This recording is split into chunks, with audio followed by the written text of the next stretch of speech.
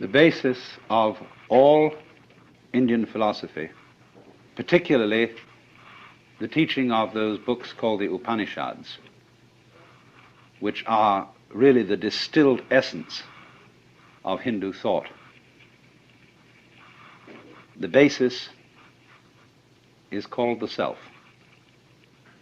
And this word in Sanskrit is Atman, and that means self in the vastest possible sense and the most inclusive sense of the word. It means yourself, and it means also self as such, existence as such, the totality of all being. And of course, this is something that one cannot talk about in the sense of talking about it logically. You can talk about it. A poet can talk about anything, and the Upanishads are very largely poetry. Of course, everything in the world, knives and forks, tables and chairs, trees and stones, are indescribable. Korzybski referred to the physical world as the unspeakable world, which was really rather a funny name, because it has two edges. It's, of course, something you can't say anything about, that is to say, it is ineffable, but it's unspeakable also in the sense of the word meaning something taboo. And we shall see as we go on wherein that taboo consists. But from the standpoint of logic, we can't say anything about everything. Because in order to say something about something and state it logically, you have to be able to put it in a class. Now, classes are intellectual boxes. When you play games like animal, vegetable, and mineral, you've got there 3 boxes. And when you come to think of it, you don't know any one without another. Because in order to have a box, there must be what's inside the box and what's outside the box. And then by this method of contrast, we can make a logical discussion about things. All words, therefore, are labels on intellectual pigeonholes. But then, when you come to what fundamentally is, then you're without a box, and you can't talk logically. Of course, you can distinguish is from is not, but only in a very limited way, as I can say, I have a pen in my left hand, I do not have a pen in my right hand. And from this we abstract the idea of to be and not to be, is and isn't. But when we consider being with a capital B, this includes not only such ises as celestial bodies, but also such isn'ts as the space that encompasses them. And these two go together, as we shall see in more detail as the time goes on. But now a perfectly logical person would therefore say that the notion of the self, the Atman, as the fundamental reality in which everything else exists, is meaningless. And of course, from a logical point of view, it is. But at the same time, just because something cannot be put into a logical category does not indicate that it isn't real. The self, you see, bears somewhat the same relationship to the world as the diaphragm of the speaker in this radio at root 1. Just in the same way that you have all over your body millions of nerve ends, each one of those nerve ends is, as it were, a little eye, because all the senses are fundamentally one sense. There are various forms of touch. And the most delicate of the forms of touch is, of course, the human eye. Then the ear, and so on down the list of the senses. Now imagine then every little nerve end is a little eye,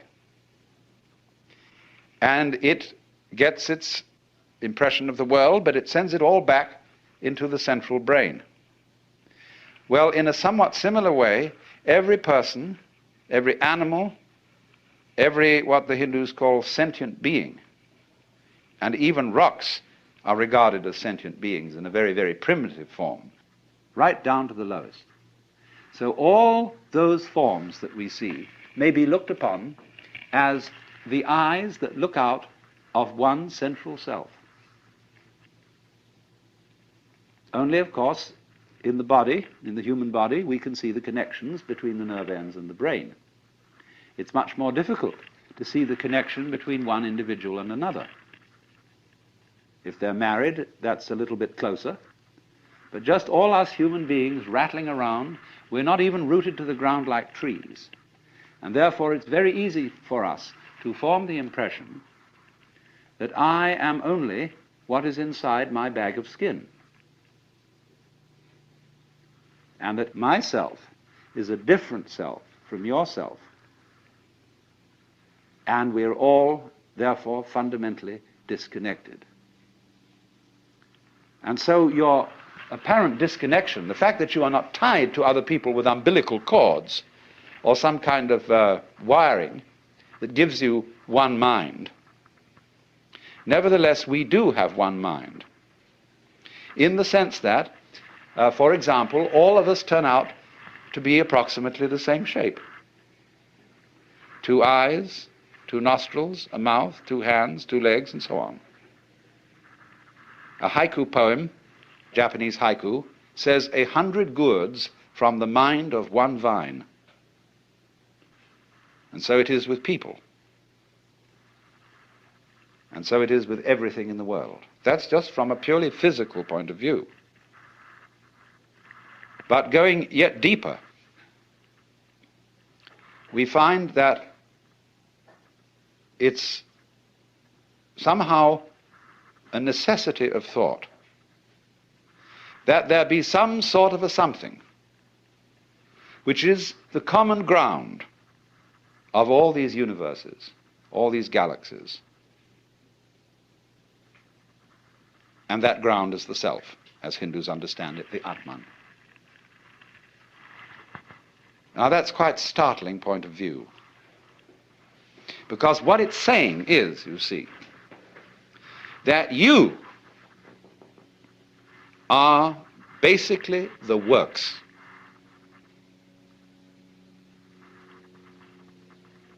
Now, the Hindus do say that the self, the great self,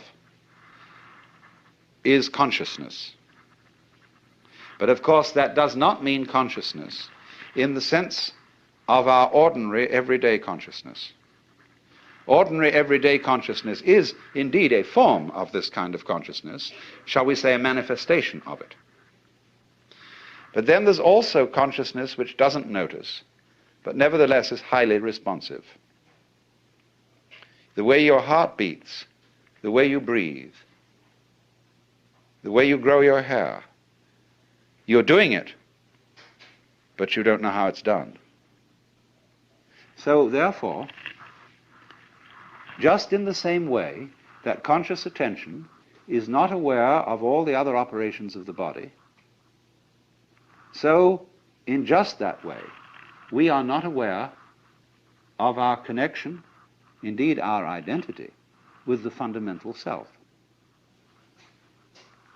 When the leaves die and fall off the trees, or the fruit drops, next year, more leaves, more fruit.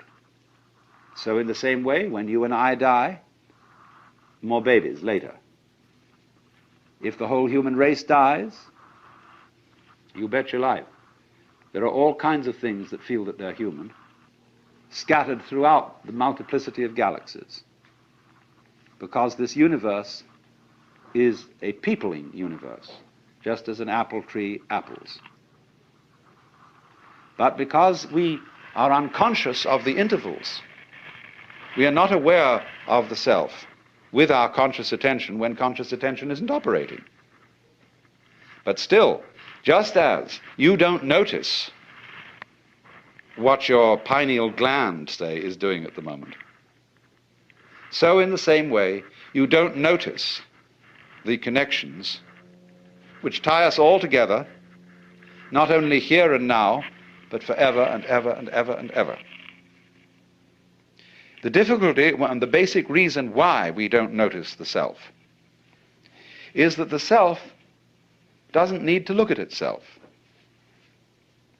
A knife doesn't need to cut itself. Fire doesn't need to burn itself. Water doesn't need to quench itself. And a light doesn't need to shine on itself.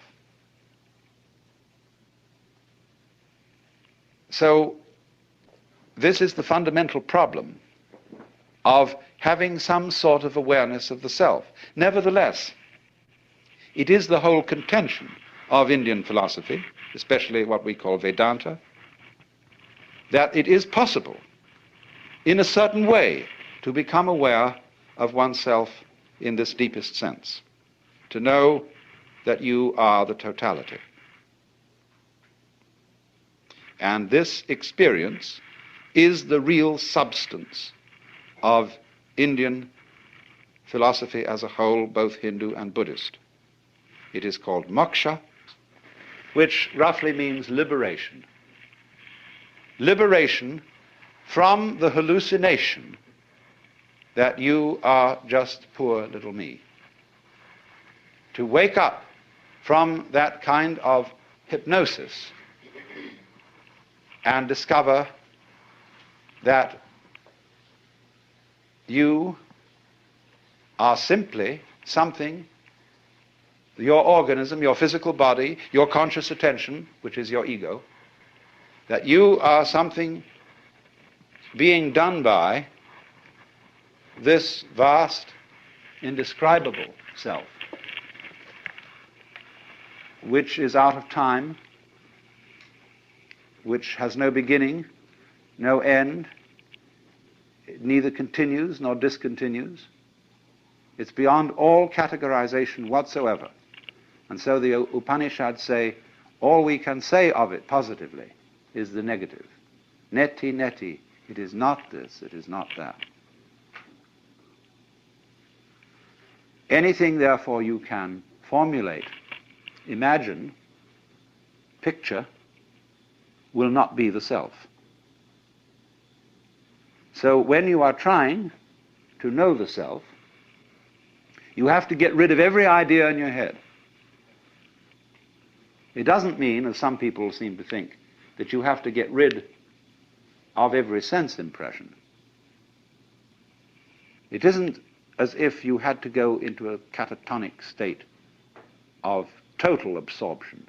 Of course, that can be done. But the full moksha, the full liberation, is when you come back out of absorption and see this everyday world just as it looks now, but see as clearly can be that it is all the self. You can become aware of this tremendous interconnectedness of everything. And that is what somebody who is moksha, who is liberated, sees. He sees, shall we say, that everything goes together. And that is, in a way, what we mean by relativity. Because relativity means relatedness. Just as fronts go with backs and tops with bottoms, insides with outsides, solids with spaces, so everything that there is goes together. And it makes no difference whether it lasts a long time or whether it lasts a short time. A galaxy goes together with all the universe just as much as a mosquito, which has a very short life. From the standpoint of the self, time is completely relative. You can have, if you scale it down, as much time between two of those very rapid drum beats as you can in eons and eons and eons. It's all a question of point of view, or, to use a scientific expression, level of magnification. Change your magnification and you see molecules. And we know by other methods of observation that it can get smaller and smaller and smaller, and that the spaces between these, you are that, or that thou art, that art thou.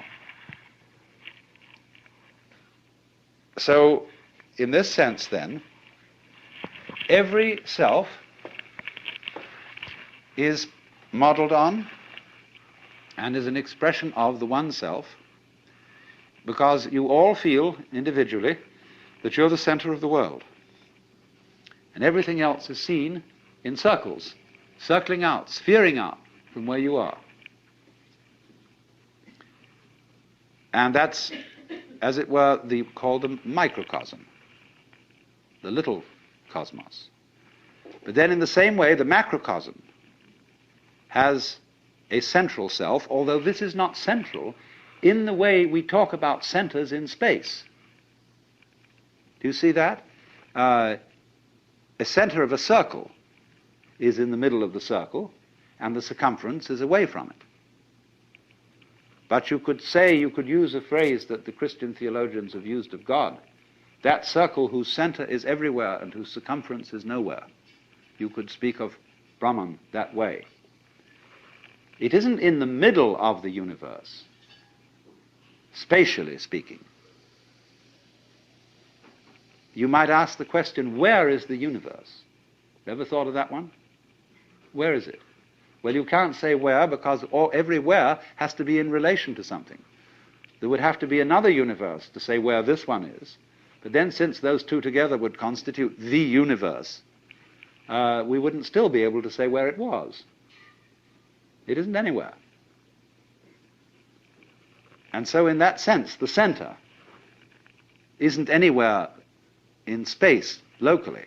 And furthermore, the kind of space we are dealing with is only one possible kind of space. It's the kind of space our physical organisms are attuned to. We are, you see, like the radio. We pick up what wavelength we're on.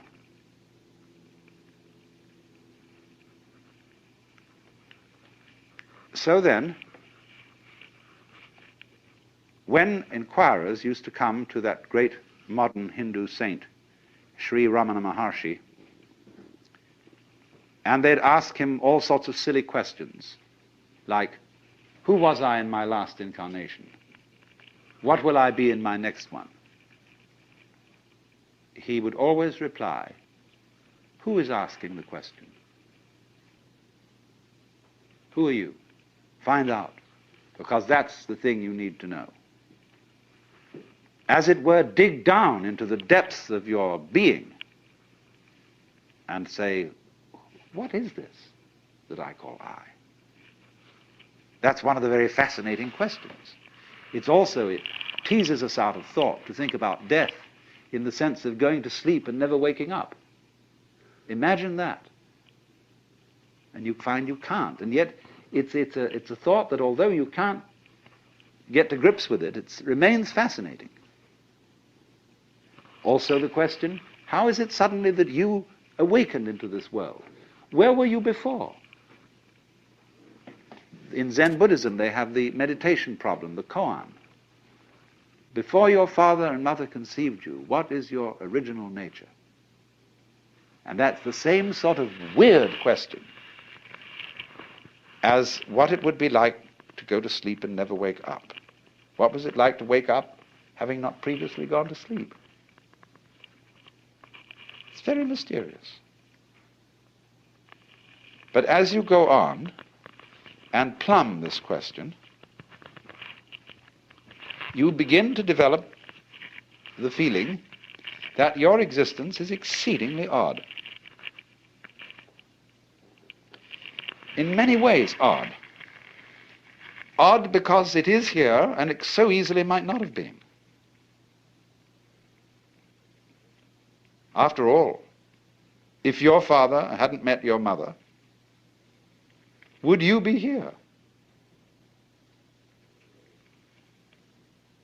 Now, of course, somebody would be here, because he might have met somebody else. Would that be you? Of course it would. Don't you see? You can only be you by being someone. But every someone is you. Every someone is I. That's your name, you say.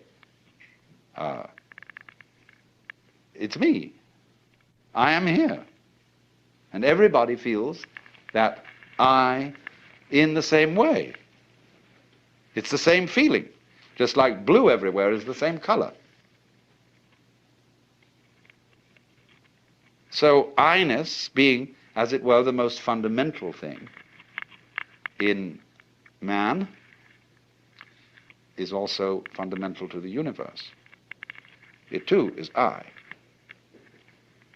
And our I is a special case of it, coming out from the, in quotes, central I, like so many tits from the belly of a sow, or so many spines from a sea urchin, so many legs from a spider. And that is, of course, why the images of the Hindu gods are shown with many arms or many faces, because it is saying that all arms are the arms of the divinity. All faces are its masks. So, you see, there's really nothing to worry about. Because the important you is perfectly indestructible. It's what there is. Our comings and goings, our fortunes and misfortunes are a sort of mirage. The more we know about them, the more we know about the world, the more diaphanous it seems. And therefore everything in the world has the characteristics of smoke. You know, when you blow a cigarette or pipe or something and a cloud of smoke and you see it in the sunbeam and it's full of whorls and designs and all kinds of marvelous things going on, and then slowly it disappears. Well, everything's just like that. Now, there are two attitudes you can take to that state of affairs. You can say sour grapes. It's all a lousy, wretched trap. And here I am, and I'm given all these feelings of love and attachment and joy of life, and then I fall apart. My teeth drop out, my eyes become feeble, I get cancer or cirrhosis of the liver or something, and then it all falls apart, and it's too bad.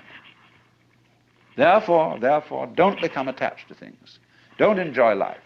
Treat it, holding it off like that, just like a very, very firm person who's been jilted and says, never again will I get mixed up with love, because love hurts.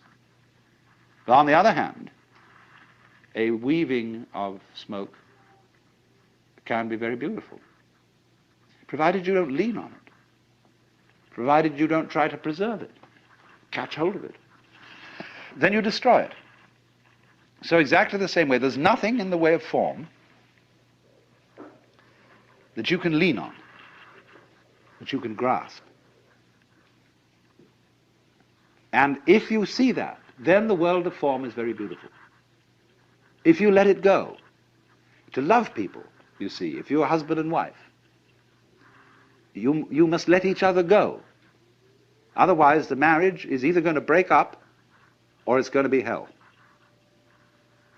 If you love a person, you say to that person, look, I love you, whatever that may be. I've seen quite a bit of it, and I know there's lots that I haven't seen, but still it's you, and I want you to be what you want to be. And I won't be happy if I've got you in a cage. You'll be a bird without song.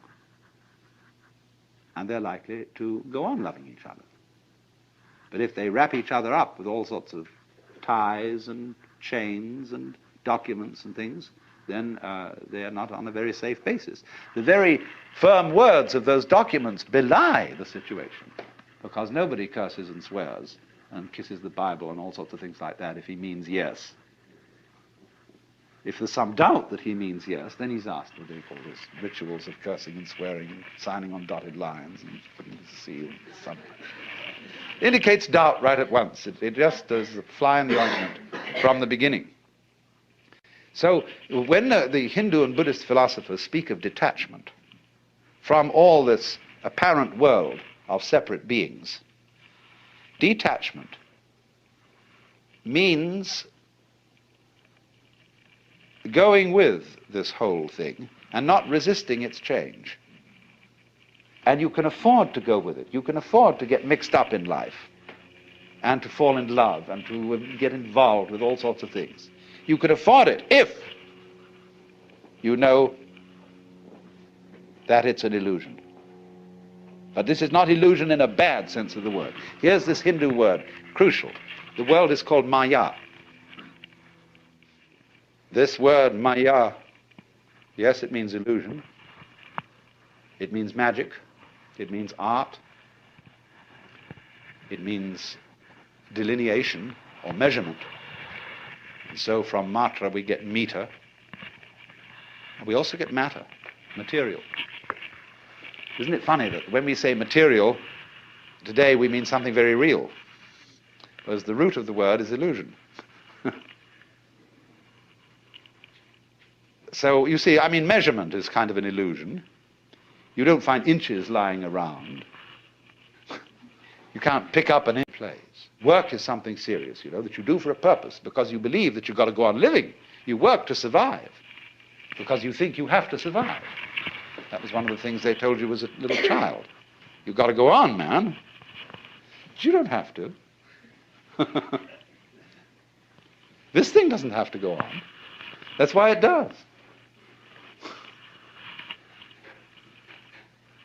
I know that sounds paradoxical, but there's so many things in life that are like that. If I'm trying to impress people, I usually don't. If you try too hard with anything, you usually make a mess of it. And so this basic thing then is that the self, the Brahman behind the world, is engaged in play. It is in this sense that the Hindu philosophers say Brahman does not actually become the world. The meaning of that is he's playing at being it, or it's playing at being it, as distinct from working at it.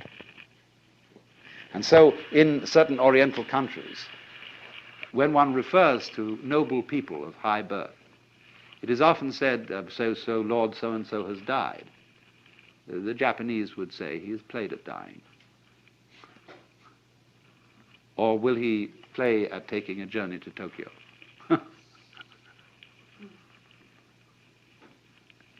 Also, remember this, although I've constantly used in this talk the word one to apply to the self, and central, the Hindus don't use this word except speaking poetically and loosely. The self is not one. The self is called non-dual, because you see the idea of one as an opposite. The opposite of one is many, or none. But the which than which there is no whicher has no opposite. There's nothing outside it. So you can't call it one, because one is an exclusive idea. It excludes two. So they call it, instead of one, they call it non-dual, which is Advaita. This is from the word, you see, Deva is the root meaning two. The V becomes U, so we get dual. And A is the meaning in Sanskrit often non. Non-dual, Advaita. And so it doesn't exclude anything. One is an exclusive word.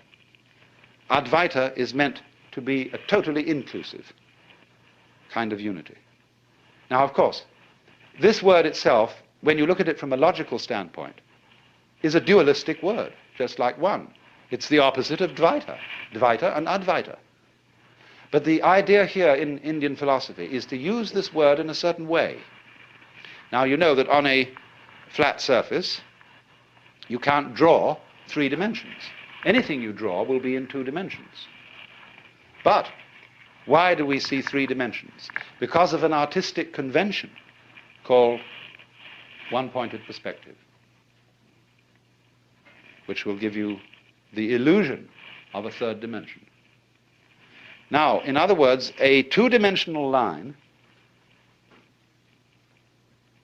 is being used to imply a third dimension which can never be expressed on a flat surface.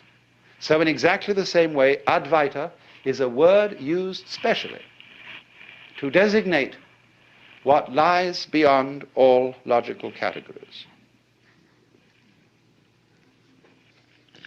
So you must remember, of course, that the word play and the word game have many levels of meaning. We are accustomed to use the word play in opposition to work and to regard play as trivial and work as serious. Very largely, a game or a play is something associated in our minds with triviality. "You're only playing with me," says a girl to a suitor. "You're not serious." How serious do you have to be? When does one get serious in a flirtation? When do we say this is getting serious? When you're holding hands, playing footsies under the table, kissing, petting, sleeping together, married and babies. Maybe that's serious. But we also use the word play in a non-trivial sense. I went to hear Heifetz playing the violin. Was that a trivial matter? On the contrary, the very highest kind of art form. Still play. I say too, when I do philosophy, like I'm doing with you, this is entertainment.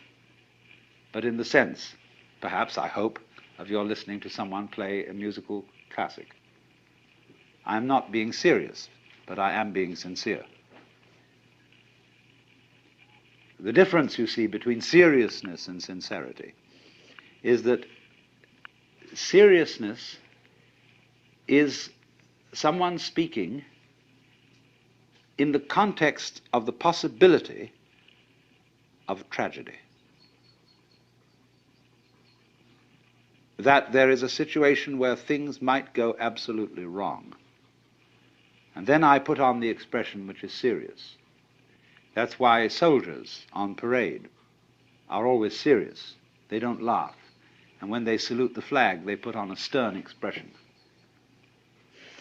That's why in courts of law and in churches, people don't normally laugh, because all that we deal with here is very important, a matter of life and death. But the fundamental question must be brought forth: is God serious? And obviously the answer is no, because there's nothing to be serious about. I said also that the self, as conceived, the supreme self, was quite useless, that it was immaterial, doesn't matter, because it transcends all values of what is better or worse, what is upwards or downwards, what is good and bad. It so weaves the world that the good and the bad play together, like the black and white pieces in the game of chess. So, play is deeply the sort of thing children like to do with deep absorption and fascination, to drop pebbles into the water and watch the concentric circles of waves. Or mathematicians. Mathematicians, you know, especially what we call higher mathematicians, are entirely lacking in seriousness. They couldn't give a hoot in hell as to whether what they're doing has any practical application. They are working entirely on interesting puzzles and working out what they call elegant and beautiful solutions to these puzzles. And they can go on and on like that in absorbed meditation, spend their whole lives doing it. Or consider the musician, practicing, working out interpretations. What is he doing? He's making series of interesting noises on instruments. Now, what do people like to do when they don't have to do anything? Well, as far as I can make out, as you look all over the world, they like to get together and do something rhythmic. They may dance, they may sing, they may even play games, because, say, in playing dice, there's a certain wonderful rhythm to shaking the cup and rolling the dice out on the table, or dealing cards, dip, dip, dip, dip, dip, dip, dip, dip, you know, all the things that people like to do and think about these rhythms.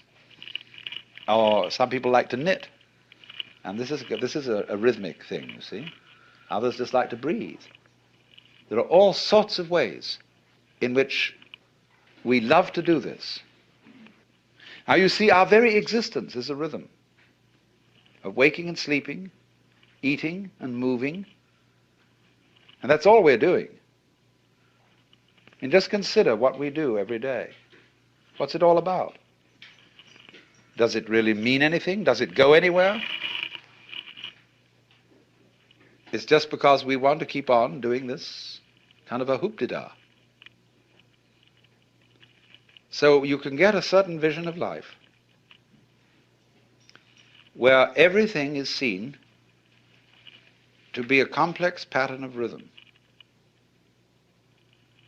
Dances, the human dance, the flower dance, the bee dance, the giraffe dance.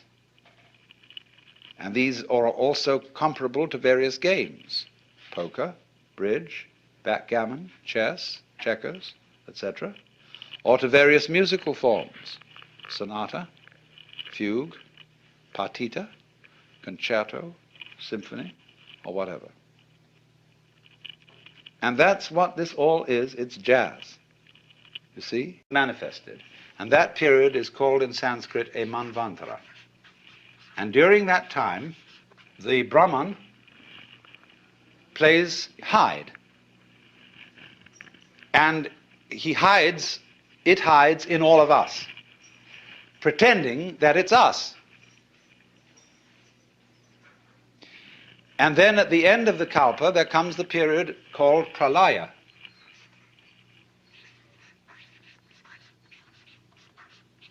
And that also is a kalpa long.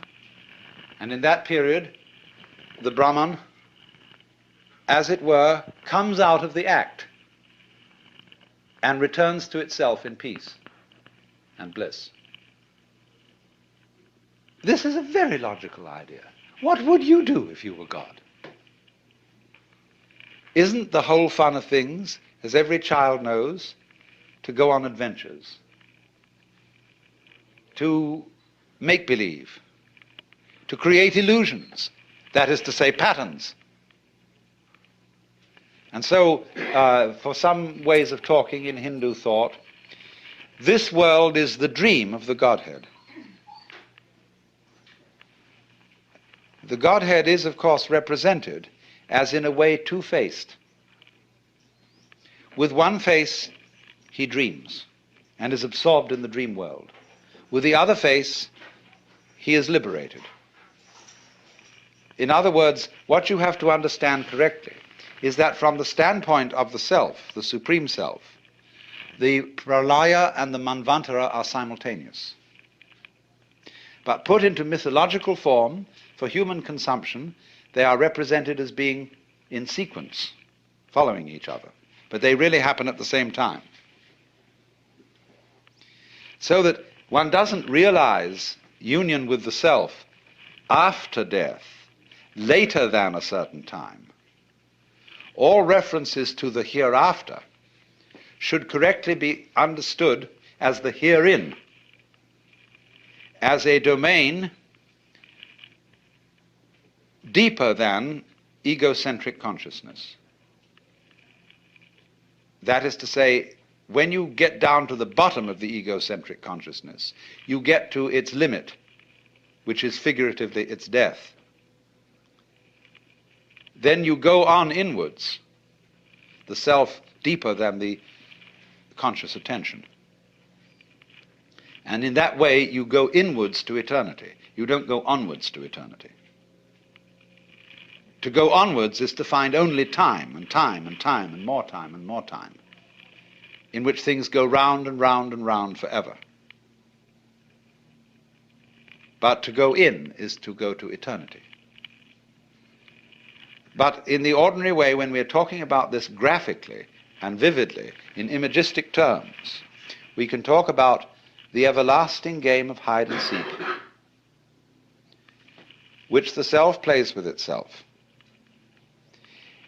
It forgets who it is and then creeps up behind itself and says, "Boo!" And that's a great thrill.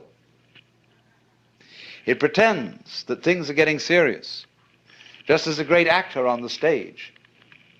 Although the audience know that what they're seeing is only a play, the skill of the actor is to take the audience in and to have them all sitting in anxiety on the edges of their seats, or to be weeping or laughing or utterly involved in what they really know is only a play.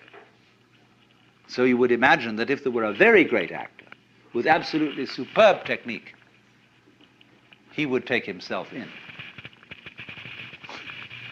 And he, you see, would feel that the play was real. Well, that's their idea of what we're doing here and now. We are all the Brahman, acting our own parts, being human, playing the human game so beautifully that he is enchanted. Do you see what enchanted means? Under the influence of a chant, hypnotized, spellbound, fascinated, and that fascination is Maya. Now then, this works on a little plan.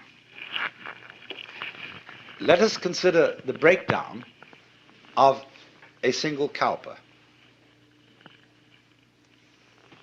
It consists of 4 yugas. Yuga, that means an epoch. Number 1 is called Krita, or sometimes Satya. And these names are based on the Hindu game of dice. There are 4 throws in their game, and Krita means the perfect throw, the throw of 4. Number 2 is Treta, the throw of 3.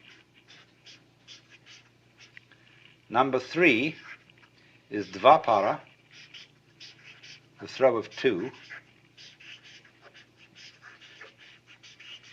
And number 4 is Kali, that's the worst throw, the throw of value 1. Now, you will see that these yugas divide up a period of 4,320,000 years. I never remember numbers too well. So, the first yuga is 1,780,000 years long. The second is 1,296,000 years. The third, the Dvapara, is 864,000. And the Kali Yuga is 432,000. Now you see what's happening here.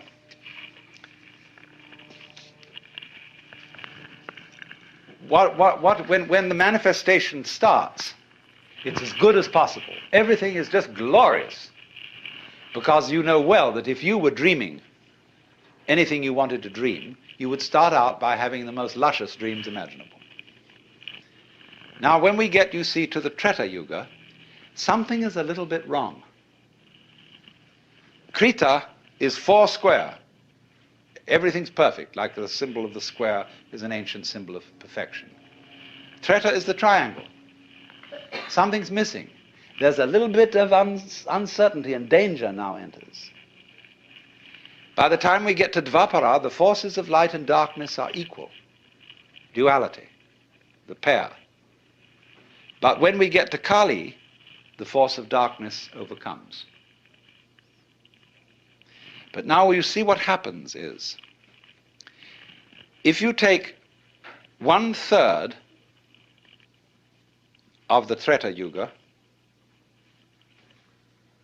as being on the bad side, half of the Dvapara Yuga as being on the bad side, and all of the Kali Yuga, and you add those figures up, you will get the bad side occupying only 1/3 of the total time.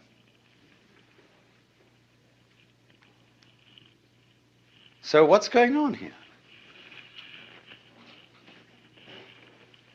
It is not quite a situation, you see. It is not a view of the cosmos in which good and evil are so evenly balanced that nothing happens. Evil is just troublesome enough to give good a run for its money. It's as the game that is being played here is playing order against chaos. But you've got to have some chaos in order to play the game of order against it. But if order wins, there's no further game. If chaos wins, there's no further game. If they're equally balanced, it's a stalemate. So what happens is this: chaos is always losing, but is never defeated. It's the good loser. And that is a game that is worth the candle. Let's take playing chess. If you get an opponent who can always defeat you, you stop playing with him. If you get an opponent whom you can always defeat, you stop playing with them. But so long as there is a certain uncertainty of outcome, and you win some of the time, then it's a good game. And this is simply a number symbolism, as I said again, not to be taken literally, of the way this thing works.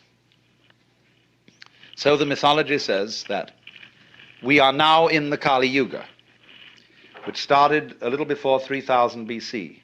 So we've got a long way to go to the end of it if you've got to take this literally. But of course, people have a way of always being in the Kali Yuga. We can go back to Egyptian inscriptions from 6000 BC, which saying is that the world is going hopelessly to the dogs. That's always been the complaint. But according to this mythology, there are you have to realize the Lord, the Brahman, in three aspects. One is Brahma. Just like children like to sit around and have a competition as to who can make the most hideous face. And so this gets worse and worse as the time cycle goes on, until at the end of the Kali Yuga, Shiva puts in an appearance, and he's all black and he has 10 arms, and he dances a dance called the Tandava. And in dancing the Tandava, the whole universe is destroyed in fire. But of course, as Shiva, having done this wreckage, turns around to leave the stage, you find that on the back of his head is the face of Brahma, the creator. And it starts again. Well, now, you see, this involves certain ideas that are quite alien to the West. One, the idea of the world as play. Our Lord God in the West tends to be over-serious. And no great Christian artist has ever painted a laughing Christ or a smiling Christ. Nothing that I've seen of any of the great masters. Always this figure is tragic and has that sort of look in the eye which says, one of these days you and I have got to get together for a very serious talk.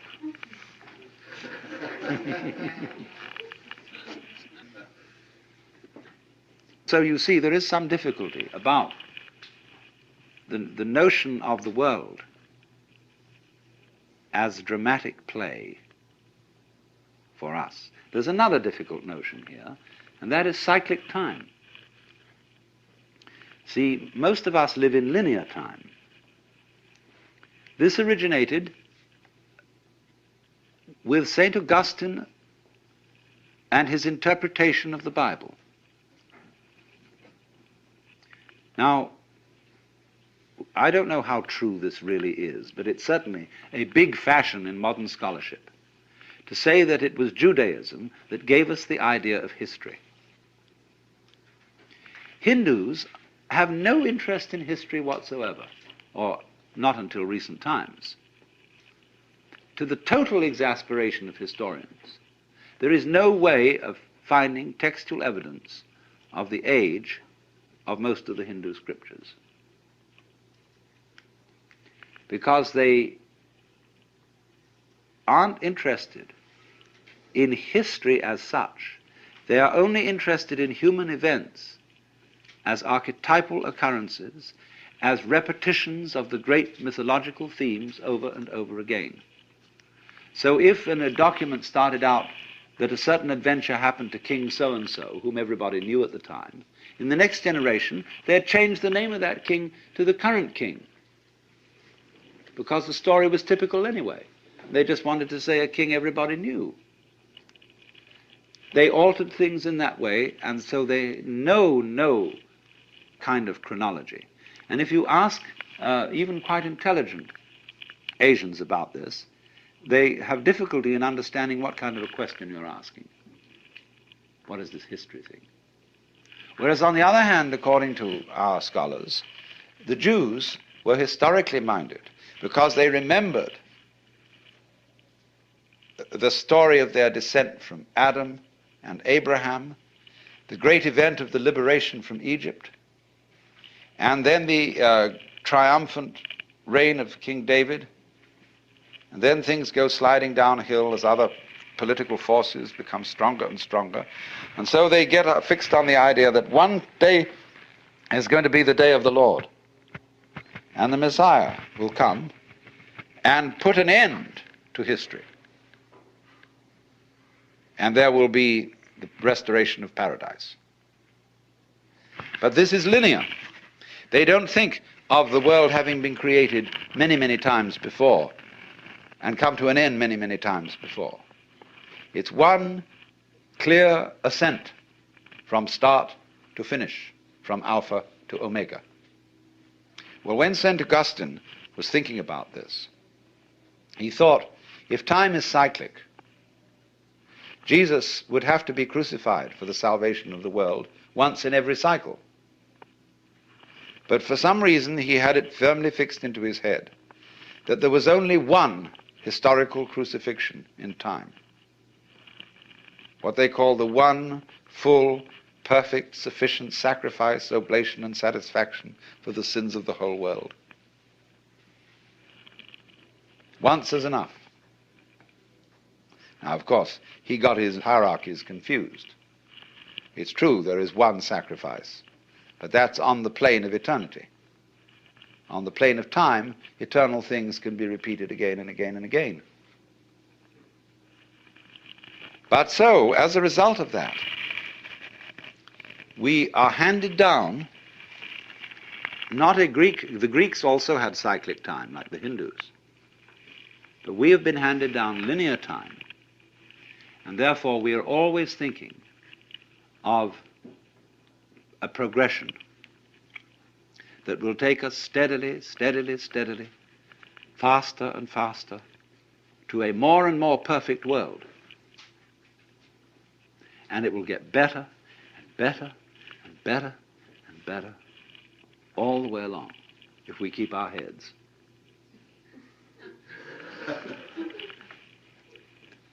Now, this shows, I think, a rather naive view of human nature. Human beings tend to smash what they create and say, let's do it again. There is that in man, which is also in the child. Rub it out. What fun.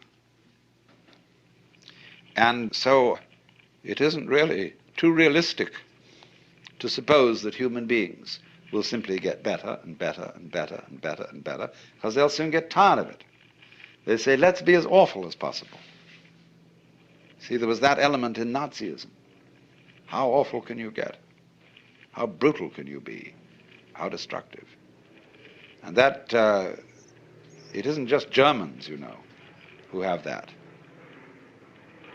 See, we are converting all the living world around us into excrement and pretending it doesn't happen that way. And we are the most marvelous vortices in this stream of food which whirls around as us and then disappears into excrements, which again fertilize the soil, and we keep on at it.